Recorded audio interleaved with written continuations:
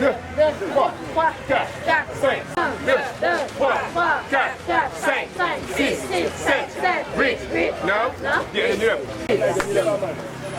1,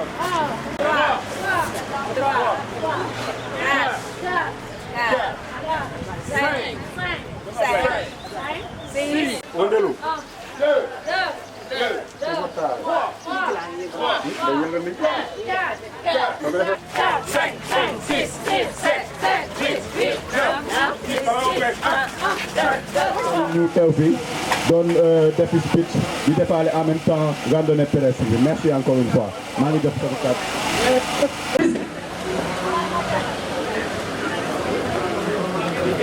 mettit bi mooy mettit bu jëm ci wàllu xel mooy wax yu ñaaw yi ñuy teg jigéen di leen saaga boo ñu expliqué sa problème nañ la wax nan ngay def ak fan ngay jaar ñun nag nëppal bi dañ koy bañ dëgg la tubaab bi nee na de l'inceste c'est la famille mais pour des cas comme le viol l'inceste il faut forcément l'intervention de ci mel ni HLM Fitness la ku ci mel ni club randonnée des HLM ku ci mel ni club randonnée bu Ngor Yoff ku ci mel ni club des nageurs ku ci mel ni tamit association des jeunes sénégalais ku ci mel ni La Palade réseau civil jigéen ak yeneen xeetu association yi nga xamante day dafa day violence yi dafa day violence yi dafa day violence yi dafa day violence yi dafa day violence yi dafa day violence yi dafa day donc wax ak waa HLM te di leen wax merci pour le déplacement.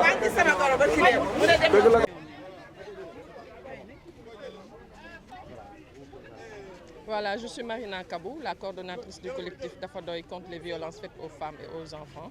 donc qui est un collectif qui regroupe plusieurs organisations de la société civile du Sénégal et qui s'active donc dans la lutte contre les violences faites aux femmes et aux enfants.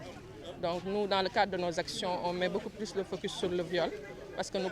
pensons en fait que depuis l'application, en fait, l'adoption de la loi criminalisant le viol et la pédophilie, les violences persistent, notamment les violences sexuelles. Et il nous faut donc agir davantage pour pouvoir en tout cas éradiquer ces violences-là, ce qui fait que aujourd'hui, on a organisé cette randonnée pédestre pour sensibiliser les communautés, pour discuter avec les communautés, pour attirer aussi leur attention en fait, sur ces violences sexuelles, en tout cas, qui continuent de miner le quotidien des femmes. Et nous pensons qu'il nous faut nous mobiliser davantage et agir de manière énergique donc, pour pouvoir donc, lutter contre ce phénomène. Parce que chaque jour que Dieu fait, les médias en parlent. Dans les réseaux sociaux, on voit de plus en plus des femmes qui dénoncent en tout cas les violences dont elles sont victimes. Et nous pensons que en discutant avec les communautés, il est possible, en tout cas, d'instaurer donc le changement au niveau communautaire. Parce que ces violences, c'est des choses que nous n'avons pas inventées, notamment le viol.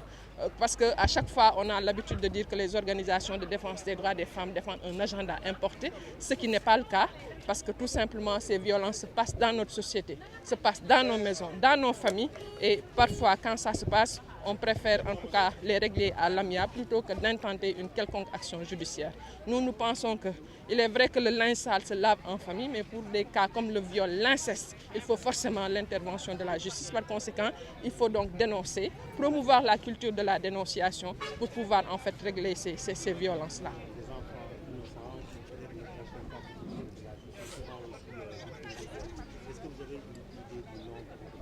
Les enfants sont également concernés. Ils sont victimes de violences, soit c'est des violences sexuelles, c'est des violences physiques, c'est aussi des violences morales, des insultes, entre autres. Donc c'est des choses que nous avons constatées au sein de la société et je pense que la presse en parle tous les jours. Maintenant, je pense qu'il revient au pouvoir public maintenant de mener, en tout cas de poursuivre les efforts pour pouvoir régler ces questions. Concernant les statistiques, généralement on se rabat sur les statistiques de l'AJS pour un peu, en tout cas, faire état en tout cas, des violences qui existent au sein de notre société. Mais à l'heure où nous sommes, ce que je peux dire, c'est que l'AJS est en train de comptabiliser en tout cas ces statistiques pour pouvoir donc, les publier en ce début d'année, donc 2026. Je pense que très bientôt, dès que les statistiques seront disponibles, la GIES va les partager avec nous. Et nous aussi, en tant que collectif, nous n'hésiterons pas, en tout cas, à les vulgariser, à les diffuser partout pour que les pouvoirs publics, en tout cas, puissent poursuivre les efforts nécessaires pour qu'on puisse vraiment mettre un terme à ces violences faites aux femmes et aux enfants. Le collectif dafa doy nag moo ko organisé collectif nag dafa regrouper ay plusieurs organisations de la société civile ñoo ànd lëkkaloo ngir xeex lépp lu jëm ci wàllu mettit ñu teg ko ci kaw jigéen ñi ak ndaw ñi parce que dañu seetli ne mettit yi dafa bari muy mettit ci wàllu xel muy mettit ci wàllu awra muy mettit ci wàllu koom muy mettit ci wàllu yaram mu nekk violence yoo xam ne dafa bari torop rawatina li nga xamante ne moom mooy mettit ci wàllu awra ñu koy wax viol donc looloo tax jóg le collectif dafa doy pour xeetu mettit yooyu moo tax tey ñu def benn randonnée de sensibilisation dugg ci HLM dugg ci gox-goxaanu HLM bi pour mën a saafonteeg ñoom waxtaan ak ñoom mais aussi fexe ba ñu bàyyi xel ci mettit yi nga xamante ne ñoo existé ci société bi te yaakaar naa ne chaque jour bés bu yàlla sàkk da ngay gis médias yi di ci wax donc mu nekk loo xam ne fii la xewee ci suñu société donc nekkul loo xamante ne dañ ko jëlee bitim réew indi ko ci Sénégal donc violence yi dafa xew ci famille yi xew ci mbedd mi ci bërëbu liggéeyukaay yi donc mu bari torop moo tax ñu ne faaw ñu génn wax fexe ba pouvoir public yi maanaam suñu autorités yi ñoom it tamit ñu fexe ba continuer ñu ànd ci ñu continuer xeex bi pour mën fi jëlee li nga xamante ne moom mooy violence faite aux femmes et aux enfants. xale yi tamit ñoom desuñu gannaaw parce que ñoom it dañ leen di dóor di leen saaga di leen xoqatal di leen teg yenn xeetu mettit yi ba léeg-léeg sax da ngay am jafe-jafe pour am yenn statistiques yi parce que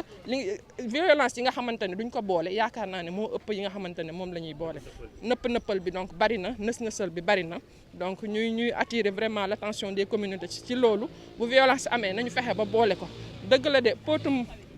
le linge sale se lave en famille maanaam póot dañ koy régler biir néeg mais am na yenn xeetu mettit yoo xam ne faaw ñu yóbbu ko ci yoon fa mbaxane doonee benn ñu mën ko fa régler bu ko defee yenn xeetu mettit yi ñu mën ko fay jëlee donc looloo waral tey ñu woote ndaje mi ànd ci ak waa club HLM club randonnée yi HLM fitness club pour ñu xàccandoo dóorandoo parce que ñun nag loolu lu ñu gëm la ñun dañu jàpp ne bu ñu lëkkaloowee àndandoo xàccandoo dóorandoo war nañ fi mën a jëlee li nga xamante ne moom mooy yenn xeetu mettit yi nga xamante ne jigéen ñaa ngi koy dund ndaw ñaa ngi koy dund.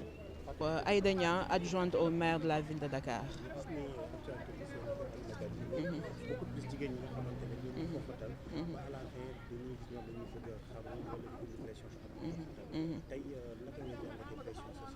waaw d'abord di présenter mes condoléances peuple sénégalais bi parce que Alima je pense que bi mu fi jógee ku ci nekk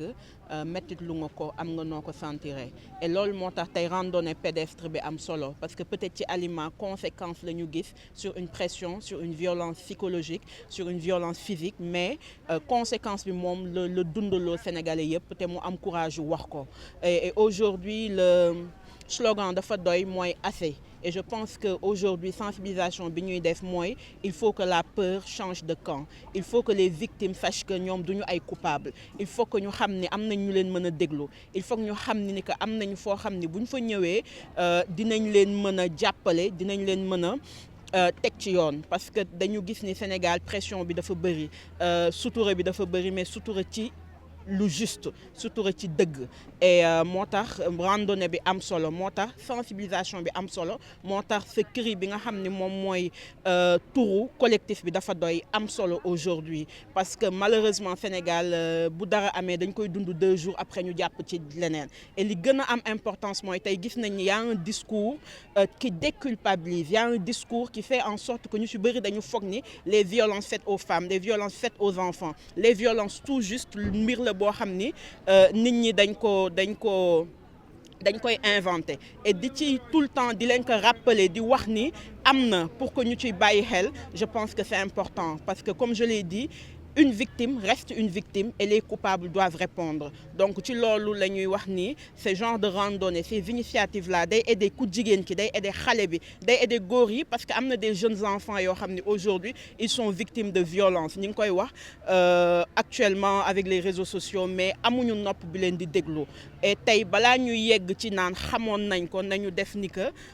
bu mu am donc ci loolu le collectif bi di am et moi en tant que politique adjointe au maire je suis aussi membres de ce collectif-là, qui est un collectif ouvert à tous les citoyens et citoyennes sénégalaises. C'est des femmes aujourd'hui qui disent non, et dans la randonnée, il y avait autant d'hommes et de femmes. Ça montre qu'il faut conscientiser du yëfu jigéen rek yëfu société la yëfu temps la yëfu Sénégal la donc loolu mooy solo wu randonnée bi.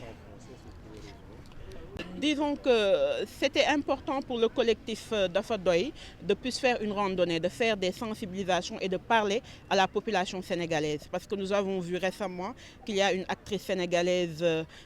qui a perdu la vie, mais tout au long de sa vie, de son parcours, nous avons vu qu'elle a vécu des pressions. Les pressions dont on est au courant et peut-être d'autres dont on ne sait pas les tenants et les aboutissants. Et il est important aujourd'hui de plus sensibiliser les jeunes. Il est important de faire en sorte que les victimes sachent qu'ils et elles ne sont que des victimes et pas les coupables. Il est important aujourd'hui que la société puisse reconnaître ces violences faites aux femmes, faites aux jeunes filles, faites aux jeunes hommes, parce que nous nous rendons compte qu'il y a aussi des jeunes hommes qui sont victimes de viol, mais qui n'ont pas l'écoute ou qui ont assez peur de dénoncer leur bourreau. Donc, à mon humble avis, les actions de Dafa Doy aideront à conscientiser, à faire en sorte que le peuple puisse savoir que ce n'est pas quelque chose qui est inventé, parce que ces violences-là sont au sein de nos familles, sont au sein de nos quartiers et au sein de cette société-là. Et de plus en plus, nous assistons à une déculpabilisation en réalité de ces bourreaux-là. Nous entendons beaucoup d'influenceurs et d'hommes et de femmes qui minimisent en réalité ces violences-là. Donc il est important que ce collectif puisse à chaque instant rappeler ces faits-là, puisse en chaque instant tendre la main à ces victimes-là pour qu'elles et ils sachent qu'ils ont un collectif qui est là, qu'ils ont des hommes et des femmes qui sont avec eux et elles. Et il était important lors de cette rencontre randonnée de voir qu'il y a autant d'hommes et de femmes, et ça montre que la sensibilisation est en train de faire effet et que nous avons espoir que aussi les autorités prendront leurs responsabilités, parce qu'un viol n'est pas un crime simple et il est important que tout un chacun, que nous puissions en être conscients.